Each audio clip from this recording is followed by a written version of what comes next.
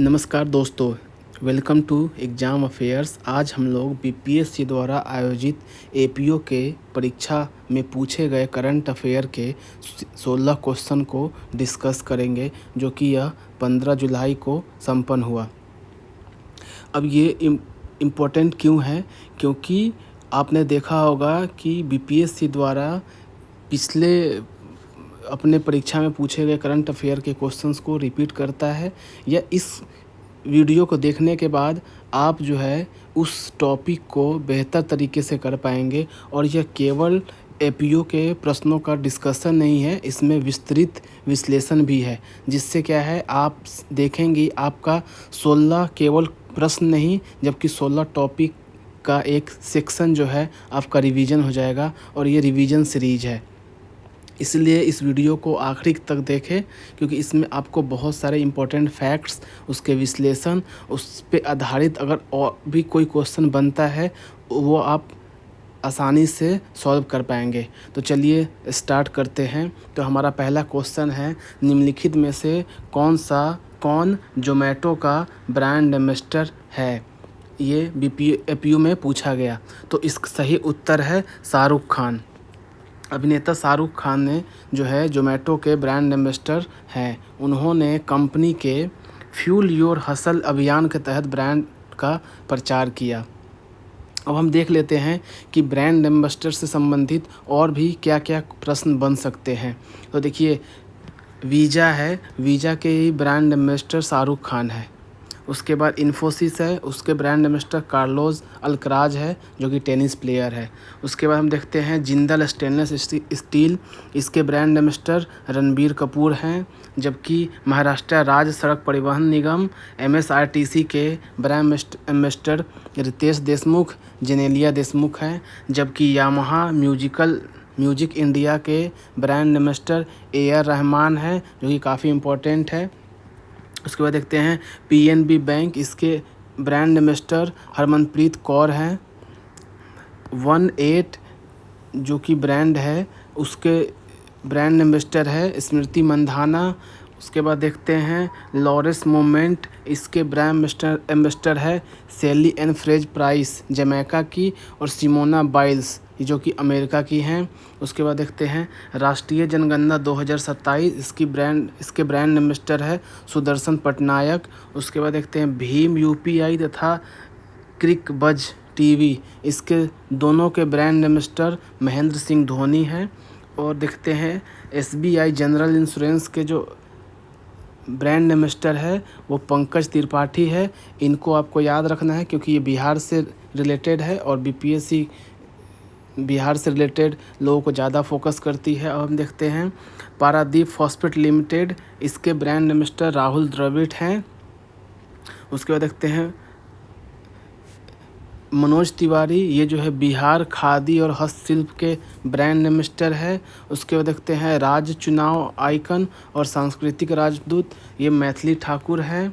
जबकि संयुक्त राष्ट्र सड़क सुरक्षा अभियान के ब्रांड एम्बेसडर सचिन तेंदुलकर हैं।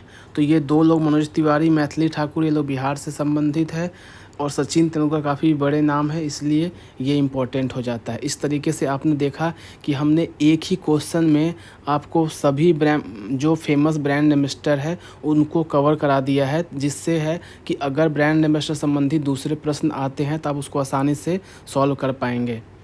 अब हम अपने अगले प्रश्न पे बढ़ते हैं। हमारा अगला प्रश्न है, 2 जनवरी 2025 में दक्षिण पूर्व एशिया का कौन सा देश ब्रिक्स समूह का पूर्ण सदस्य बना? ये ध्यान रखना है आपको कि यहाँ पूछा गया है पूर्ण सदस्य बना। अब हम देख लेते हैं, इसके ऑप्शंस हैं मलेशिया, इंडोनेशिया, थाईलैंड, वियतनाम। और अब बीपीएससी में एक नया ऑप्शन ऐड हो गया है ई, और ई का मतलब है प्रयास नहीं किया गया। यहाँ ई का मतलब मोर देन एबव या नन ऑफ द एबव नहीं है। इसको आप ध्यान रखिए और इसके ऊपर प्रैक्टिस भी कीजिए। तो इसका सही उत्तर है इंडोनेशिया, क्योंकि हमने देखा 6 जनवरी 2025 को ब्राज़ील ने 2025 के ब्रिक्स अध्यक्ष के रूप में घोषणा की कि इंडोनेशिया ब्रिक्स में अपने 10वें पूर्ण सदस्य के रूप में शामिल हो गया है। दुनिया का ये इंडोनेशिया जो है दुनिया का चौथा सबसे अधिक जनसंख्या वाला देश है। जो कि वैश्विक आर्थिक और राजनीतिक सहयोग में अपनी भूमिका बढ़ाने के लिए ब्रिक्स में शामिल हुआ। 2025 के ब्राज़ील की अध्यक्षता की थीम थी, अब ये पूछ सकता है, अधिक समावेशी और अस्थायी शासन के लिए वैश्विक दक्षिण सहयोग को बढ़ाना। इंडोनेशिया आधिकारिक तौर पर 6 जनवरी 2025 को ब्रिक्स का 10वां पूर्ण सदस्य बना। अब हम ब्रिक्स के बारे में देख लेते हैं। ब्रिक्स की चर्चा वर्ष 2001 में गोल्डमैन सैच की अर्थशास्त्री जिम ओ नील द्वारा ब्राज़ील, रूस, भारत और चीन की अर्थव्यवस्थाओं के लिए विकास की संभावनाओं पर एक रिपोर्ट में की गई थी। पहला ब्रिक्स सम्मेलन जो है 2009 में रूस में आयोजित हुआ था, जो कि वैश्विक वित्तीय व्यवस्था में सुधार जैसे मुद्दों पर चर्चा हुई। उसके बाद देखते हैं कि दिसंबर 2010 में दक्षिण अफ्रीका को ब्रिक्स में शामिल होने के लिए आमंत्रित किया गया और इसे ब्रिक्स कहा जाने लगा। इससे पहले यह ब्रिक था, क्योंकि इसमें साउथ अफ्रीका शामिल नहीं था। 2010 में साउथ अफ्रीका इसमें शामिल हुआ। मार्च 2011 में दक्षिण अफ्रीका ने पहली बार चीन के सान्या में तीसरे ब्रिक्स शिखर सम्मेलन में भाग लिया। वर्ष 2014 में ब्राज़ील के फोर्टलेजा में छठे ब्रिक्स शिखर सम्मेलन के दौरान ब्रिक्स नेताओं ने न्यू डेवलपमेंट बैंक की स्थापना की तथा इस पे हस्ताक्षर किए। और जो न्यू डेवलपमेंट बैंक है, इसका मुख्यालय जो है शंघाई में है। इस तरीके से हमने देखा कि हमने ब्रिक्स के बारे में और भी सारे क्वेश्चंस को किए, उससे संबंधित बहुत सारे फैक्ट्स। ज़रूरी नहीं है कि यहीं पूछा जाए सेम क्वेश्चन, लेकिन अगर ब्रिक्स के ऊपर अन्य कोई भी प्रश्न आते हैं तो उसको आप आसानी से हल कर लेंगे। इस तरीके से आपका ब्रिक्स से संबंधित आपने एक रिवीजन भी कर लिया। अपने अगले प्रश्न पे बढ़ते हैं। हमारा अगला प्रश्न है, निम्नलिखित में से किसने 2026 आईसीसी पुरुष T20 विश्व कप में सर्वोच्च व्यक्तिगत रन बनाया? तो इसका उत्तर है साहिबजादा फहरान, जो कि पाकिस्तान के खिलाड़ी हैं। अब हम देख लेते हैं आईसीसी पुरुष T20 विश्व कप के बारे में। ये आईसीसी पुरुष T20 विश्व कप है, भारत ने इससे जीत लिया 2026 में। और भारत ने 8 मार्च 2026 को अहमदाबाद के नरेंद्र मोदी स्टेडियम में खेले गए फाइनल मुकाबले में न्यूजीलैंड को 96 रनों से हराकर अपना तीसरा T20 वर्ल्ड कप खिताब अपने नाम किया। इसका आयोजन जो है, मेज़बान जो है भारत और श्रीलंका ने संयुक्त रूप से 7 फरवरी से 8 मार्च 2026 तक इस टूर्नामेंट की मेज़बानी की। भारतीय टीम 2026 आईसीसी पुरुष कप टीम के कप्तान जो है सूर्य कुमार यादव थे, जबकि न्यूजीलैंड टीम के कप्तान मिशेल सेंटनर थे। अब हम प्रमुख आंकड़े देख लेते हैं। इस टूर्नामेंट में player of the tournament Sanju Samson को चुना गया, जिन्होंने 321 रन बनाए। Man of the match, final का मैन ऑफ द मैच जो है जसप्रीत बुमराह रहे, जिन्होंने 15 रन देकर 4 विकेट लिए, जबकि सबसे अधिक रन साहिबजादा फहरान 383 रन बने। आपको ये बात ध्यान रखना है कि अगर प्रश्न आता है कि प्लेयर ऑफ द टूर्नामेंट कौन बने, तो संजू सैमसन बने, जबकि सबसे ज़्यादा रन किसने बनाए पूरा टूर्नामेंट में, वो कि साहिबजादा फहरान है। जबकि अमूमन ऐसा होता है कि जो सबसे बेहतर परफॉर्मेंस करता है उसको दिया जाता है प्लेयर ऑफ द टूर्नामेंट, परंतु संजू सैमसन के द्वारा बहुत कम मैचों में ज़्यादा रन बनाया गया और ये विनिंग टीम के सदस्य थे, इसलिए इनको प्लेयर ऑफ द टूर्नामेंट दिया गया। नहीं तो साहिबजादा फहरान को प्लेयर ऑफ द टूर्नामेंट मिलना चाहिए था। उसके बाद देखते हैं सबसे अधिक विकेट किसने लिए, तो जसप्रीत बुमराह और वरुण चक्रवर्ती, इन दोनों ने 14-14 विकेट लिए। इस तरीके से हमने आईसीसी T20 पुरुष विश्व कप को भी कवर किया। अब हम अपने बढ़ते हैं अगले प्रश्न पे। अगर आपको ये प्रश्नों का सीरीज़ अच्छा लग रहा हो तो चैनल को लाइक करें, शेयर करें और सब्सक्राइब करें, ताकि आप 72वीं बीपीएससी से संबंधित रिवीजन सीरीज में और भी वीडियोज़ को देख पाएँ और अपनी रिवीजन को और मजबूत कर पाएँ। तो चलिए अपने अगले प्रश्न में बढ़ते हैं। हमारा अगला प्रश्न है, जनवरी 2026 में भारत यूएई एलएनजी समझौते का रणनीतिक महत्व क्या है? आपने देखा कि ये पूछा गया है कि भारत और यूएई के बीच में जो एलएनजी समझौता हुआ है उसका क्या महत्व है। तो इसका सही उत्तर है ऊर्जा सुरक्षा सुनिश्चित करना। अब हम इसके बारे में कुछ फैक्ट्स देख लेते हैं। जनवरी 2026 में भारत और यूएई ने अपने द्विपक्षीय संबंधों को मजबूत करने की दिशा में एक बड़ा कदम उठाया। इन्होंने एलएनजी की आपूर्ति के लिए एक लॉन्ग टर्म समझौता पर हस्ताक्षर किया। यह डील न सिर्फ एनर्जी के क्षेत्र में सहयोग को मजबूत करेगा, बल्कि कतर के बाद भारत को एलएनजी सप्लाई करने वाले दूसरे सबसे बड़े देश के तौर पर यूएई की अहमियत को भी दिखाती है।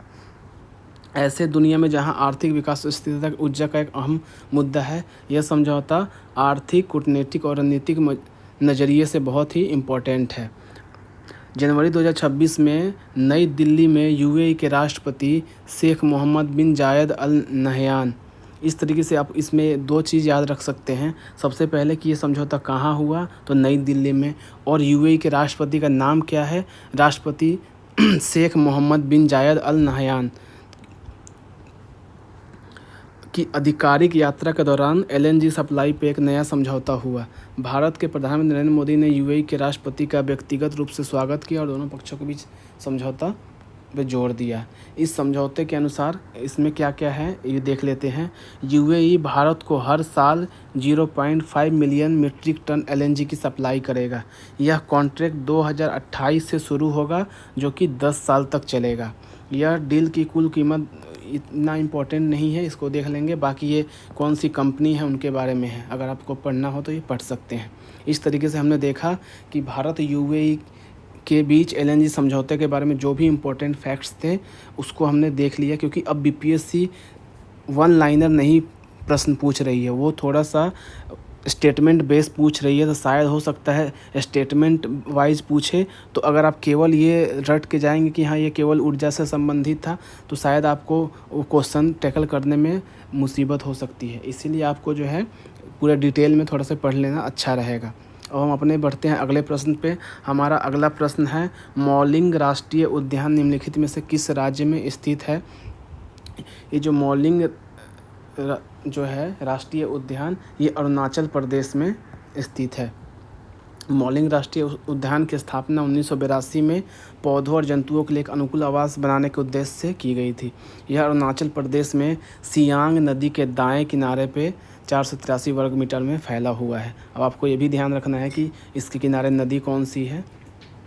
अब हम देखते हैं, यह ऊपरी भाग में समशीतोष्ण अल्पाइन और शंकुधारी वन, जबकि निचले क्षेत्र में उष्णकटिबंधीय सदाबहार वन से आच्छादित है। इस क्षेत्र में सजावटी पौधे जैसे फॉक्सटेल आर्किड प्रचुर मात्रा में पाए जाते हैं। यहाँ कई लुप्त प्रजातियाँ जैसे ताकीन, हेम तेंदुआ, सुनहरा लंगूर, हॉर्नबिल, मुनाल, स्केटलर और सीरो यहाँ देखे जाते हैं। इसी अभयारण्य के अंदर दबंग जलप्रपात और निर्बंग जलप्रपात, ये भी इम्पोर्टेंट है, इसको याद रखिएगा कौन से जलप्रपात है। उसके बाद नमदफा राष्ट्रीय उद्यान पूर्वी हिमालय जैसे जैव विविधता हॉटस्पॉट में सबसे बड़ा संरक्षित क्षेत्र है और पूर्वोत्तर भारत में अरुणाचल प्रदेश में स्थित है। तो ये एक इम्पोर्टेंट फैक्ट है कि नमदफा राष्ट्रीय उद्यान कहाँ है, वो भी अरुणाचल प्रदेश में है। अरुणाचल प्रदेश में तवांग मठ भी है, जो भारत का सबसे बड़ा मठ है। अरुणाचल प्रदेश की अंतर्राष्ट्रीय सीमा जो है भूटान, म्यांमार और चीन से शामिल होती है। इस तरीके से हमने अरुणाचल प्रदेश के कुछ और राष्ट्रीय उद्यान और उसके जलप्रपात और वहाँ पे और क्या क्या इम्पोर्टेंट चीज़ है उसको हमने देखा। अब हम अगले प्रश्न पे बढ़ते हैं। हमारा अगला प्रश्न है, 2 जनवरी 2026 को अमेरिकी अंतरिक्ष एजेंसी नासा ने आधिकारिक तौर पर अपनी सबसे बड़ी अनुसंधान पुस्तकालय को कहाँ बंद किया? तो अब इसके बारे में हम देखते हैं। ट्रंप प्रशासन की पुनर्गठन योजना के अंतर्गत गोडार्ड स्पेस फ्लाइट सेंटर में नासा का सबसे बड़ा पुस्तकालय 2 जनवरी को अस्थायी रूप से बंद हो जाएगा।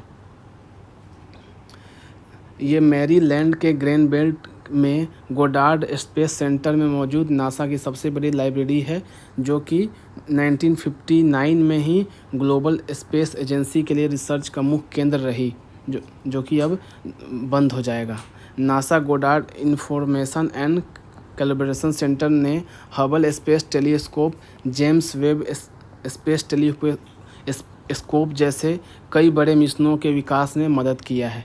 आपको ये ध्यान रखना है कि ये जो है जेम्स वेब स्पेस टेलीस्कोप और हबल स्पेस टेलीस्कोप, इन दोनों के डेवलपमेंट में इसने काफ़ी योगदान दिया है। अब हम अपने अगले प्रश्न पे बढ़ते हैं। हमारा अगला प्रश्न है, संयुक्त राष्ट्र अमेरिका की सेना ने निम्नलिखित में से किस देश के खिलाफ ऑपरेशन एब्सोल्यूट रिजॉल्व नामक अभियान चलाया? तो ये है वेनेजुएला। अब हम इसके बारे में और पढ़ लेते हैं। ऑपरेशन एब्सोल्यूट रिजॉल्व जो है 3 जनवरी 2026 को किया गया। यह संयुक्त राज्य अमेरिका का एक सैन्य हमला और तख्ता पलट था, जिसने वेनेजुएला के राष्ट्रपति निकोलो मादुरो और उनकी पत्नी सिलिया फ्लोरेस को काराकास में सफलतापूर्वक पकड़ लिया। अब आपको ये याद रखना है कि वेनेजुएला के राष्ट्रपति का नाम क्या था? तो निकोलस मादुरो है। अब इसका उद्देश्य क्या था? इसका उद्देश्य था निकोलस मादुरो पर नस्ली दवाओं की तस्करी के आरोप थे। उन पर अमेरिकी अदालत में मुकदमे चलाने के लिए यह कार्रवाई की गई। ये 2 घंटे 28 मिनट की लड़ाई इतिहास के सबसे छोटे युद्ध में शामिल हो गई। मादुरो ने और फ्लोरेंस ने 5 जनवरी 2026 को मैनहट्टन की फेडरल कोर्ट में अपने ऊपर लगे सभी आरोपों को खारिज कर दिया। तो आपको ये ध्यान रखना है किस कोर्ट में ये मामला उनके खिलाफ चला, ये भी हो सकता है पूछा जा सके। उसके बाद डेली रोड्रिग्ज वेनेजुएला की, इसके बाद जो है वहाँ की उपराष्ट्रपति जो थी डेली रोड्रिग्ज वेनेजुएला की अंतरिम राष्ट्रपति बनी, जो कि इससे पहले ये क्या थी? उपराष्ट्रपति थी। तो ये भी याद रखना है आपको कि उसके बाद राष्ट्रपति कौन बने वहाँ पे? तो डेली रोड्रिग्ज बनी। और हम अपने अगले प्रश्न पे आते हैं। हमारा अगला प्रश्न है, निम्नलिखित में से कौन सा खेल निकाय बुनियादी ढांचे, प्रशिक्षण सुविधाओं और विकास से कार्यक्रमों के प्रबंधन से संबंधित है? तो ये है भारतीय खेल प्राधिकरण। अब हम देखते हैं, भारत में बुनियादी ढांचे, प्रशिक्षण सुविधाओं और विकास कार्यक्रमों के प्रबंधन के लिए मुख्य सर्वोच्च खेल निकाय भारतीय खेल प्राधिकरण है। यह युवा कार्यक्रम खेल मंत्रालय के अंतर्गत कार्य करता है। बुनियादी ढांचा, बुनियादी ढांचा में क्या आता है? यह देश भर में स्टेडियम और प्रशिक्षण केंद्र बनाता है तथा उनका ध्यान रखता है। प्रशिक्षण में यह खिलाड़ियों को अच्छी कोचिंग, खेल उपकरण और स्वास्थ्य सुविधाएं मुहैया कराता है। और विकास कार्यक्रम में यह खेलो इंडिया जैसे राष्ट्रीय कार्यक्रमों के जरिए नई खेल प्रतिभाओं को खोजता है और उन्हें निखारता है। यह अलग अलग क्रिकेट या हॉकी के विकास के लिए अलग राष्ट्रीय खेल महासंघ भी होते हैं। अब हम अपने अगले प्रश्न पे आते हैं। कार्मिक लोक शिकायत और पेंशन मंत्रालय CPGRAMS पोर्टल का इस्तेमाल करता है, जिसमें CPGRAMS में M अक्षर का क्या मतलब है? अब इसका देख लेते हैं। CPGRAMS में M अक्षर का मतलब मॉनिटरिंग, मतलब निगरानी होता है। CPGRAMS का पूरा नाम है centralised public grievance redress and monitoring system. इसका हिंदी में केंद्रीकृत लोक शिकायत निवारण और निगरानी प्रणाली है। यह एक ऑनलाइन मंच है जहां नागरिक सरकार और उससे जुड़े विभागों के खिलाफ अपनी शिकायतें दर्ज करा सकते हैं। अब हम अपने अगले प्रश्न पे बढ़ते हैं। हमारा अगला प्रश्न है, निम्नलिखित में से कौन सा सुकन्या समृद्धि योजना का एक उद्देश्य है? अब सुकन्या समृद्धि योजना भारत सरकार द्वारा बेटी बचाओ बेटी पढ़ाओ अभियान के तहत बेटियों की उच्च शिक्षा और विवाह के लिए शुरू की गई एक छोटी बचत योजना है।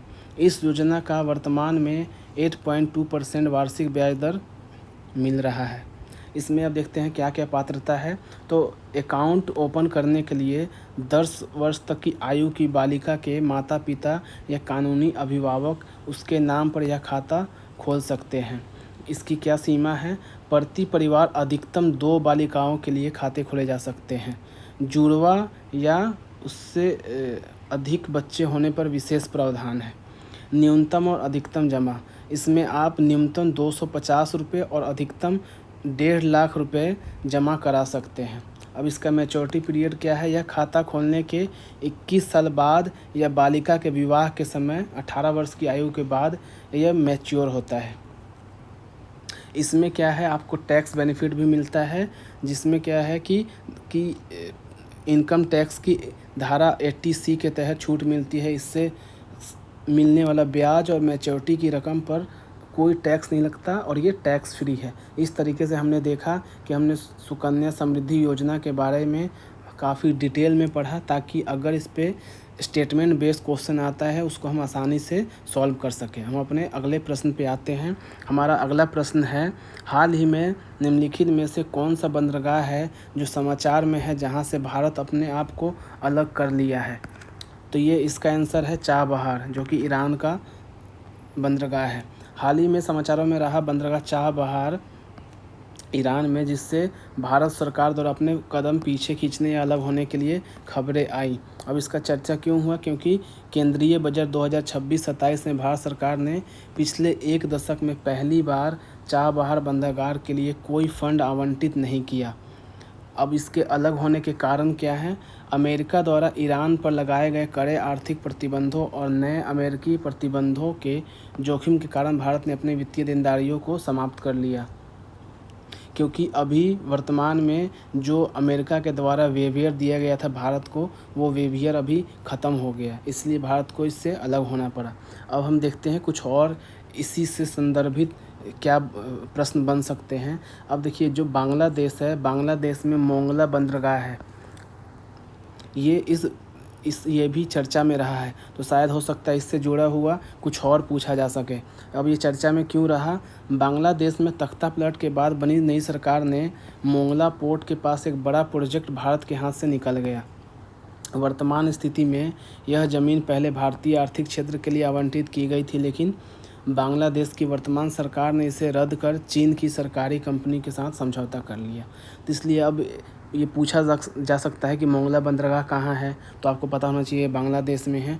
और इससे संबंधित कि हाँ, ये पहले भारत के पास था, अब ये चाइना के पास चला गया है। अब हम अपने अगले प्रश्न पे आते हैं। हमारा अगला प्रश्न है, निम्नलिखित में से किस देश ने जनवरी 2026 में सबसे तेज़ गति से घूमने वाले क्षुद्र ग्रह की खोज की?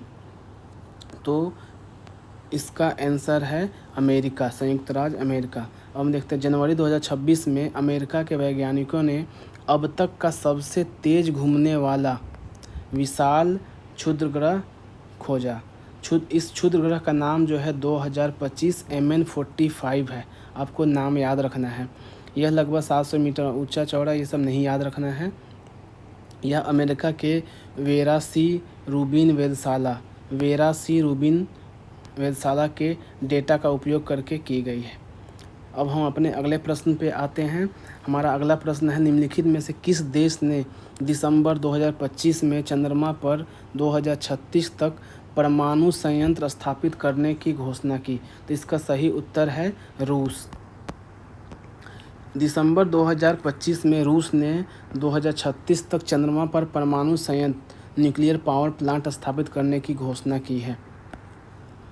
रूसी अंतरिक्ष एजेंसी रोसकॉस्मोस ने इस परियोजना का उद्देश्य चीन के सहयोग से बने वाले अंतर्राष्ट्रीय चंद्र अनुसंधान केंद्र को बिजली देना बताया है। यह संयंत्र संयुक्त रूसी चीनी चंद्र बेस के लिए रोवर, वैज्ञानिक वेधशालाओं और बुनियादी ढांचे को ऊर्जा की आपूर्ति करेगा। अब हम अपने अगले प्रश्न पे आते हैं। हमारा अगला प्रश्न है, निम्नलिखित में से कौन सी योजनाएं सड़क विक्रेताओं से संबंधित है? अब ये हिंदी में थोड़ी सी प्रॉब्लम है। ये सड़क जो विक्रेता है वो ये है इंग्लिश में स्ट्रीट वेंडर्स, जिसको हिंदी में आप थोड़ा सा कंफ्यूज हो सकते हैं। अब ये आयोग का ऐसा ही पूछा हुआ है, सड़क विक्रेताओं, इसलिए यहाँ यही लिखा हुआ है, लेकिन इसका इंग्लिश मीनिंग है स्ट्रीट वेंडर्स। अब हम देखते हैं, स्ट्रीट वेंडर्स के लिए सबसे प्रमुख और लोकप्रिय योजना PM स्वनिधि है। इसके अलावा सरकार इन्हें सामाजिक सुरक्षा और अस्थायी आजीविका देने के लिए एक अन्य योजनाओं से भी जोड़ती है, जैसे PM स्वनिधि योजना। इसे प्रधानमंत्री स्ट्रीट वेंडर्स आत्मनिर्भर निधि कहा जाता है। इसके तहत विक्रेताओं को अपना व्यापार शुरू करने के लिए बिना किसी गारंटी के 10,000 तक का लोन मिलता है। समय पर लोन चुकाने पर यह राशि 20,000 और फिर 50,000 तक बढ़ सकती है। इसमें 7% की ब्याज सब्सिडी भी मिलता है। अब हम देखते हैं स्वनिधि से समृद्धि। यह पीएम स्वनिधि का ही एक हिस्सा है। इसका मुख्य उद्देश्य स्ट्रीट वेंडर्स के परिवारों को केंद्र सरकार की 8 प्रमुख कल्याणकारी योजनाओं जैसे बीमा पेंशन का लाभ दिलाना है। अब हम देखते हैं दीनदयाल अंत्योदय योजना। यह राष्ट्रीय शहरी आजीविका मिशन है। इस योजना के तहत स्ट्रीट वेंडर्स का सर्वेक्षण कर उन्हें आईडी कार्ड दिए जाते हैं। उन्हें कौशल प्रशिक्षण और वेंडिंग जोन व्यापार क्षेत्र विकसित करने की सुविधा भी मिलती है। अब हम अपने अगले प्रश्न पे आते हैं। हमारा अगला प्रश्न है संयुक्त राष्ट्र का बहुराष्ट्रीय शांति रक्षा अभ्यास 22वां खान क्वेस्ट, जिसमें भारत भी शामिल था, किस स्थान पर आयोजित किया गया? तो इसका सही उत्तर है उलान बटोर, मंगोलिया। भारतीय सेना की एक टुकड़ी कुमाऊं रेजिमेंट ने बहुराष्ट्रीय सैन्य अभ्यास खान क्वेस्ट में भाग लेने के लिए मंगोलिया के उलान बटोर पहुंची। इस टुकड़ी में एक महिला अधिकारी और 2 महिला सैनिक भी शामिल थी। अब इसकी शुरुआत जो है 2003 में अमेरिका और मंगोलिया के बीच द्विपक्षीय अभ्यास के तौर पे शुरू किया गया था, परंतु 2006 में इसे बहुराष्ट्रीय शांति स्थापना अभ्यास बनाया गया और 2025 में जो हुआ यह इसका 22वां संस्करण था। इसका उद्देश्य क्या है? इसका उद्देश्य है संयुक्त राष्ट्र चार्टर के अध्याय 7 के तहत शांति स्थापना क्षमताओं और आपसी तालमेल और सैन्य तैयारियों को बेहतर बनाना है। अब हम अपने अगले प्रश्न और आखिरी प्रश्न पे आते हैं। यह हमारे इस सीरीज का आखिरी प्रश्न है। आखिरी प्रश्न है एक राष्ट्र एक सदस्य योजना का उद्देश्य क्या है? अब एक राष्ट्र एक सदस्य योजना का जो उद्देश्य है अभियांत्रिकी और पॉलिटेक्निक महाविद्यालयों में अनुसंधान को बढ़ावा देना। अब इसके बारे में कुछ डिटेल देखते हैं। केंद्रीय मंत्रिमंडल ने भारत को आत्मनिर्भर बनाने और विकसित भारत 2047 के विजन के अनुरूप एक राष्ट्र एक सदस्य वन नेशन वन सब्सक्रिप्शन योजना को मंजूरी दी। वन नेशन वन सब्सक्रिप्शन योजना अंतर्राष्ट्रीय विद्वानों के शोध लेखों और जनरल प्रकाशन तक शोधकर्ताओं की देशव्यापी पहुंच प्रदान करने के लिए केंद्रीय क्षेत्र की योजना है। One nation one subscription portal भी है। इस पोर्टल पर उच्च शिक्षा विभाग के पास एक राष्ट्र एक सदस्य नाम से एक एकीकृत पोर्टल होगा, जिसके माध्यम से संस्थान जो है पत्रिकाओं तक पहुंच प्राप्त कर सकेगी। अब इसकी आवंटित राशि क्या है? इस योजना के लिए 3 कैलेंडर वर्षों जैसे 2025, 26 और 27 की अवधि के लिए कुल लगभग 6,000 करोड़ रुपए आवंटित किए गए हैं। एक राष्ट्रीय सदस्यता विश्वविद्यालय अनुदान यूजीसी के स्वायत्त अंतर विश्वविद्यालय केंद्र सूचना पुस्तकालय नेटवर्क द्वारा समन्वित एक राष्ट्रीय सदस्यता के माध्यम से पत्रिकाओं तथा डिजिटल पहुंच प्रदान की जाएगी। वन नेशन वन सब्सक्रिप्शन में कुल 30 प्रमुख अंतर्राष्ट्रीय पत्रिका प्रकाशकों को शामिल किया गया है। इस तरीके से हमने आज एपीओ में पूछे गए 16 प्रश्न को हमने सॉल्व किया और उसके बारे में डिटेल एनालिसिस किया। ये अगर आपको इसको 2 बार 3 बार देख लेना है ताकि जो है आपका ये सभी टॉपिक अच्छे से रिवाइज हो जाए और हो सकता है इसमें बीपीएससी के द्वारा 72वीं परीक्षा में और भी क्वेश्चन इसी से पूछे जाएं, बस वो फैक्ट अलग होंगे। अगर आपको ये वीडियो अच्छा लगा है तो इस चैनल को लाइक करें, सब्सक्राइब करें, शेयर करें। ओके, अब मिलते हैं अगले पार्ट में। ऐसे ही बिहार के अन्य जो भी परीक्षाएं आयोजित की गई हैं उसके सभी करंट अफेयर और उससे संबंधित और भी जैसे बिहार स्पेशल, मॉडर्न हिस्ट्री, इसके भी सीरीज आगे हम लोग लेके आएंगे। तो हमारे चैनल से जुड़े रहिए ताकि आपको अपडेट्स और आपके रिवीजन में मदद हो सके। थैंक यू दोस्तों, थैंक यू सो मच।